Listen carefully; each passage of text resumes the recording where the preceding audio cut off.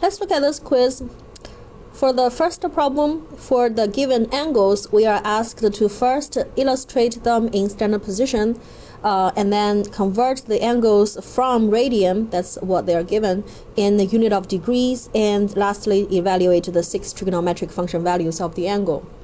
So maybe some of you find it's easier to start with the second part to convert the angle first. Some of you are not so familiar with how large the angle is when it's given in radian. So if you want to do the second part first, that's fine. So to convert the angle from radian to degree, we're going to use the conversion factor. The conversion factor is 180 degrees equals to 1 pi. Therefore, when we try to convert this angle, negative 2/3 pi, from radian to degree, we want to multiply it by the coefficient with pi on the denominator so that pi and pi can be cancelled out, and 180 degrees here on the numerator. Therefore, pi and pi cancelled out, we have negative 2/3 multiplied by 180 degrees, okay, and that equals to negative 120 degrees. And then we represent this angle in its standard position with the initial side here on the positive side of the x-axis. And because this is a negative angle, therefore it's a clockwise rotation of 120 degrees to get to this side right here. So this is the terminal side of this angle T. Okay, so that's the second part. The third part, we need to determine the 6 trigonometric function values of the angle. Okay, it's probably easier if you remind yourself of the trigonometric function values of the several special angles from 0 degree. So I'm gonna write it here: 0 degree to 30 to 45 degree to 60 degree and then to 90 degree. Or in radian, 0, 6 pi, quarter pi, third pi, and then half a pi. And as I said, to remember this, sine of this angle equals to, write square root sine over 2 for all of them, and then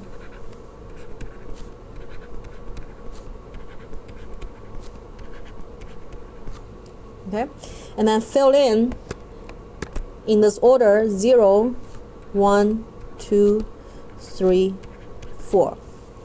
Okay, so 0, square root of 0 is still 0, so this simply equals to 0, which tells you that sine 0 degree equals to 0. This is positive 1/2. This is square root of 2 over 2. This is square root of 3 over 2. And lastly, 4 square root is 2. 2 divided by 2 equals to 1. So that's how you remember the several special angles. Okay, and for cosine, it's simply the other way around. You have 1 square root of 3 over 2, square root of 2 over 2, 1/2, and then 0. So it might help if you write this little table down at the beginning of any quiz or test with trigonometry. So this angle right here is negative 2/3 pi. We're going to determine the trigonometric function values of it using its reference angle. And the reference angle is the angle in the first quadrant, including 0 and 90 degree, actually, which are not necessarily in the first quadrant, but anyway, either 0 degree or 90 degree or an acute angle that will have the same magnitudes of the trigonometric function values as this particular one, but possibly different positive or negative signs. Therefore, the reference angle for this one right here is 1/3 pi. And because of this, we already can tell that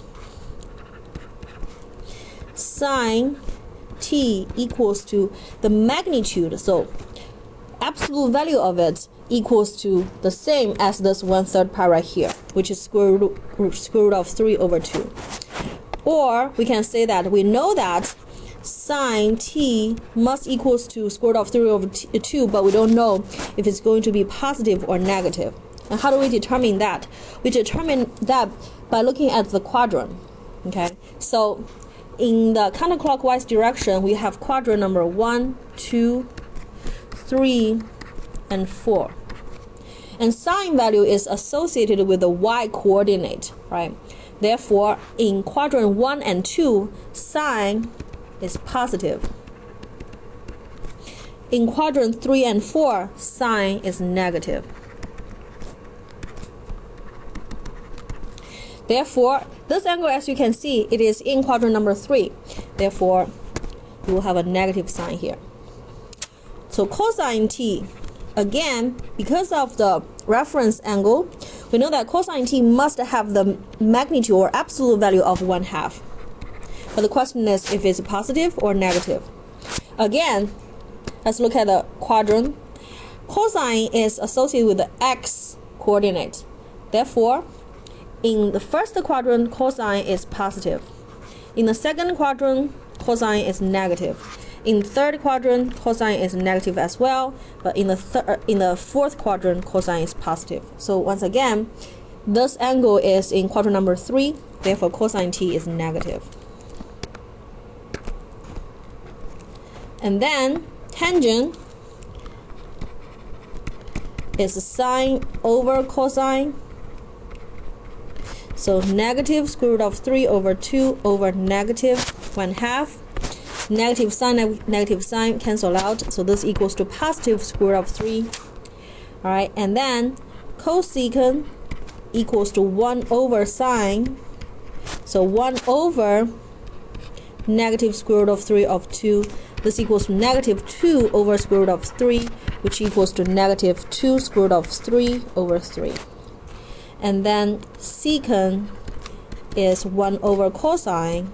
So in this case, negative 1 over 1/2, or 1 over negative 1/2, and this equals to negative 2. And lastly, cotangent is 1 over tangent. So 1 over square root of 3, which is square root of 3 over 3. So these are the answers. Sine, cosine, square root of 3, negative 2 square root of 3 over 3, negative 2, and then lastly, square root of 3 over 3. Next problem is similar. We have 11 over 4 pi, or 11 quarter pi. So for this problem right here, again, if you want to, you can convert it into degree first. So you have t equals to 11 over 4 pi multiplied by 180 degree divided by pi, and pi cancel out, so you have 11 multiplied by 180 degree divided by 4. Okay, so that equals to 11 times 180 divided by 4, so 495 degree.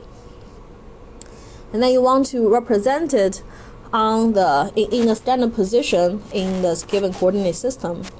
Realize that 11 over 4 pi equals to 8 over 4 pi plus 3 over 4 pi.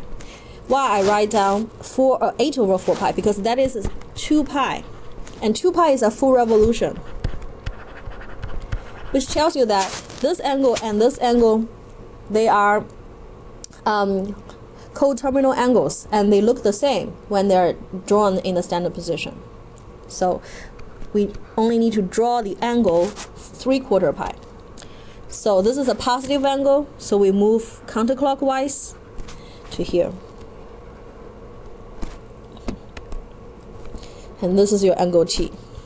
Now, last thing to do is to determine its 6 trigonometric function values. Now, we're going to use a reference angle. And for this one, the reference angle is 1/4 pi. And for 1/4 pi, we realize that sine and cosine have the same value, square root of 2 over 2. Therefore, again, before anything else, you know that sine t will have the magnitude of square root of 2 over 2, but you don't know if it's positive or negative. Same thing, cosine t also have a magnitude of square root of 2 over 2, but again, you have to determine if it's positive or negative. Now, again, based on this image, this sketch we did, as you can see, this angle is in the second quadrant, and if it's in the second quadrant, Sine is positive, cosine is negative. Therefore, sine is positive and cosine is negative. Okay, so positive square root of 2, negative. And then everything else is the same. Tangent is sine over cosine, in this case negative 1. Cotangent is 1 over tangent, so again negative 1. Cosecant is 1 over sine, so positive square root of 2. And secant is 1 over cosine, negative square root of 2. And that completes this problem.